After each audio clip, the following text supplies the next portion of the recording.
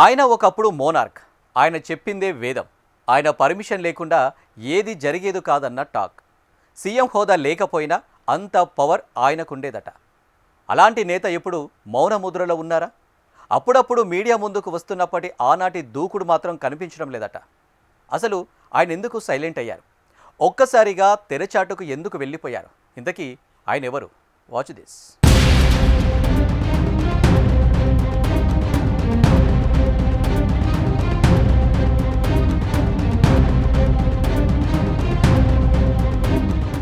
సజ్జల రామకృష్ణారెడ్డి.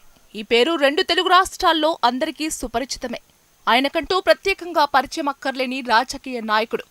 2019లో ఆంధ్రప్రదేశ్లో అధికారంలోకి వచ్చింది మొదలు 2024 ఎన్నికల్లో పరాజయం పాలయ్యే వరకు వైసీపీ హయాంలో సజ్జల ఓ కీలక నేతగానే వ్యవహరించారని చెప్పక తప్పదు. అప్పట్లో సీఎం జగన్ ను కలుసుకోవాలి అన్నా, ఏ పని జరగాలి అన్నా సజ్జల దీవెన్లు ఉంటేనే కానీ ఏదీ జరిగేది కాదు.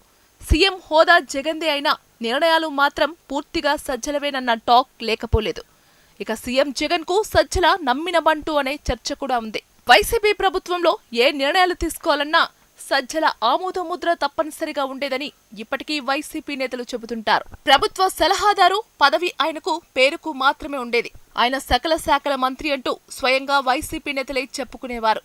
ఏ చిన్న అంశం వచ్చినా సజ్జలనే డీల్ చేయటం శరా మామూలుగా ఉండేది.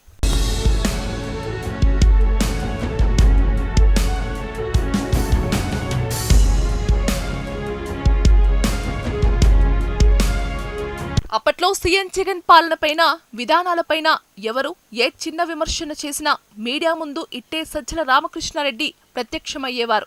మాటల్లో ఆరితేరిన నేత కావటంతో ఆనాటి ప్రతిపక్ష పార్టీలు టీడీపీ, బీజేపీ, జనసేనల తీరును అవలీలగా ఉతికి ఆరేశారు. ఇక జగన్ విధానాలు తప్పు అంటూ ఎవరు అన్నా సజ్జల వెంటనే వాలిపోయి ఖండించిన సందర్భాలు కోకొల్లలు. ఇలాంటి నేత ఇప్పుడు మౌనముద్రలో ఉండటం ఏపీలో రాజకీయ నాయకులకే కాదు, వైసీపీ నాయకులకు అర్థం కావట్లేదట. అప్పుడప్పుడు మాత్రం తాను యాక్టివ్ గానే ఉన్నానని చెప్పుకునే ప్రయత్నం చేస్తున్నా అది వైసీపీ అధినేత జగన్ చేసే కొన్ని పర్యటనల వరకు మాత్రమేనంటున్నారు. ఇక సజ్జల వెనక్కి తగ్గటం వెనుక అనేక కారణాలు ఉన్నట్లు వైసీపీ నేతలు గుసగుసలాడుకుంటున్నారు. 2024 ఎన్నికల్లో పార్టీ టికెట్లు ఇచ్చే సమయంలో సజ్జల తప్పుడు నిర్ణయాలు తీసుకున్నారన్న అపవాదు లేకపోలేదు. అనర్హులకు టికెట్లు ఇవ్వడం వల్లే వైసీపీ విజయావకాశాలు దెబ్బతిన్నాయని కొందరు వైసీపీ నేతలు ఈనాటికి చెబుతుంటారు. జగన్ కు తప్పుడు సమాచారం ఇచ్చి నిజాలు దాచిపెట్టి పార్టీ ఓటమి వైపు నడిచేలా చేశారని కొందరు సజ్జలపై ఓపెన్ గానే నిప్పులు చెరుగుతున్నారు. సజ్జల అంతగా యాక్టివ్ లేకపోవడానికి, మీడియాకు దూరంగా ఉండటానికి ఇదే కారణమన్న ప్రచారం ఉంది. అంతేకాదట, వైసీపీ అధికారం కోల్పోయినప్పటి నుంచి జగన్ కూడా సజ్జలను కాస్త పక్కన పెట్టినట్లు టాక్. దీంతో అనువుగాని చోట అధికుల మనరాదు అన్న వేమన పాలసీ ఇప్పుడు సజ్జల ఫాలో అవుతున్నారని వైసీపీ నేతలు చెవులు కొరుకుంటున్నారు.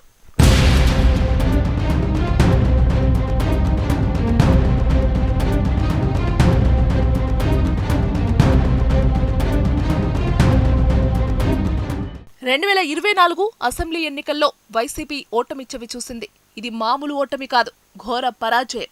2019 ఎన్నికల్లో 151 అసెంబ్లీ స్థానాలు గెలుచుకున్న వైసీపీ 2024 అసెంబ్లీ ఎన్నికల్లో రెండెంకెలకే పరిమితమై కేవలం 11 అసెంబ్లీ స్థానాల్లోనే గెలవడం, పార్టీని, శ్రేణులను ముందుకు నడిపించటంలో విఫలం కావటం కూడా సజ్జలను తెరచాటుకు పంపేలా చేశాయని వైసీపీ నేతలు అంటున్నారు.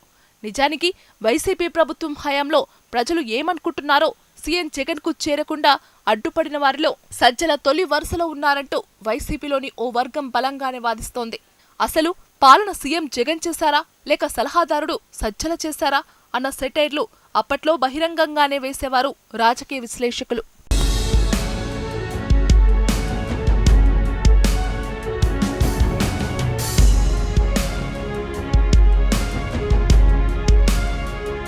సజ్జల చేసిన తప్పులు జగన్ కు మైనస్ అయ్యాయి అనేవారు లేకపోలేదు. ఇక సజ్జలతో పాటు మరికొందరు కోటారిగా మారి వాస్తవమేమిటో జగన్ కు తెలియకుండా చేశారనే వారు లేకపోలేదు. ఇక విజయసాయిరెడ్డి లాంటి కీలక నేతలు వైసీపీని వదిలి వెళ్లిపోవటం వెనుక కారణం కోటరి అని వైసీపీ నేతలు ఓపెన్ గానే చెబుతుంటారు. అయితే కూటమి ప్రభుత్వం అధికారంలోకి వచ్చాక వైసీపీ ప్రభుత్వం చేసిన తప్పులు వెలికి తీసే పని మొదలుపెట్టింది. ఈ తప్పుల్లో సజ్జలతో పాటు ఆయన కుమారుడు కూడా కేసుల్లో ఇరుక్కున్నారు. దీంతో సజ్జల నోరు విప్పడం మానేశారు. అంటూ కూటమి నేతలు గుసగుసలాడుతున్నారు. ఇక సజ్జల అనుచరుల వాదన మాత్రం మరోలా ఉంది. సజ్జల వైసీపీకి వెన్నెముక లాంటి నేత అని తేల్చి చెబుతున్నారు. వ్యక్తిగత పనులు, ఇతర అంశాల నేపథ్యంలోనే సజ్జల కొంత అరుదుగా రాజకీయాలపై స్పందిస్తున్నారని, ఆయన తెర వెనక్కి ఎప్పుడూ వెళ్లబోరని చెప్పుకొస్తున్నారు.